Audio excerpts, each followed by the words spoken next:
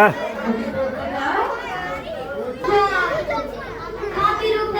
ঘুরো ঘুরো এই দিক তাকাও ভালো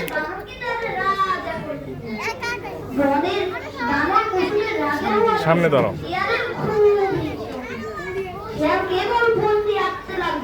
কি করে বানরকে জব্দ করা